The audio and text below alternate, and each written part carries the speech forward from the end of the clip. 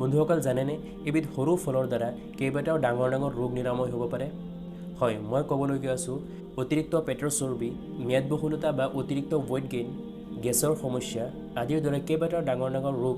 একমাত্ৰ এবিধ সৰু ফলৰ দ্বাৰা নিৰাময় হ'ব পাৰে আচলতে আমি ৰোগ এবিধ হোৱাৰ আগতে চিন্তা কম কৰোঁ আৰু যেতিয়া এবিধ বেমাৰ হৈ যায় তাৰ পিছতহে আমি ভাবিবলৈ আৰম্ভ কৰোঁ যে মোৰ অলৰেডি বেমাৰ হৈ গ'ল সেইকাৰণে আমি যিকোনো বেমাৰৰ বাবে আগতীয়াকৈ সাৱধান হোৱা উচিত আৰু তাৰ বাবে আজি এবিধ সৰু ফল আপোনালোকক দেখুৱাবলৈ চেষ্টা কৰিছোঁ আৰু নিশ্চয় এই ফলবিধক আপোনালোকক সকলোৱে চিনি পায় আৰু যাৰ নাম হৈছে শিলিখা আৰু ইয়াৰ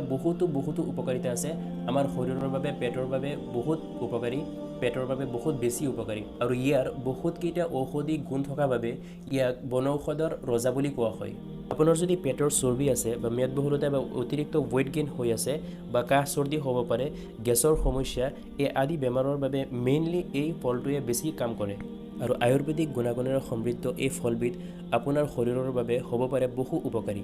আৰু এয়া দেখিবলৈ পাইছে গছত ধুনীয়াকৈ লাগি আছে আমাৰ শিলিখা ইয়াৰ মাজতো বহুকেইটা প্ৰজাতি আছে আৰু ইয়াৰ কেইবাটাও টেষ্ট আছে মানে কেহা মিঠা তিতা আদি 7টা সোৱাদ থাকে আৰু আয়ুৰ্বেদিক ঔষধত ইয়াক বহুত বেছি ব্যৱহাৰ কৰা হয় ইয়াৰ বাহিৰেও এই শিলিখাৰ আৰু কেইবাটাও বেমাৰ ভাল কৰাৰ গুণাগুণ আছে যেনে ডায়েবেটিক ৰোগীৰ কাৰণে ভাল কনষ্টিপেশ্যন বা কোষ্ঠকাঠিন্য বা পেট ফুলা পেটৰ কৃমি জণ্ডিছ ইত্যাদিৰ কাৰণেও ভাল গতিকে এই শিলিখা আমি গুড়ি কৰি আধা চামুচ গুড়ি আৰু এগিলাচ পানী একেলগে ৰাতিপুৱা খালী পেটত কুহুমীয়া পানীৰে মিহলাই খাব পাৰি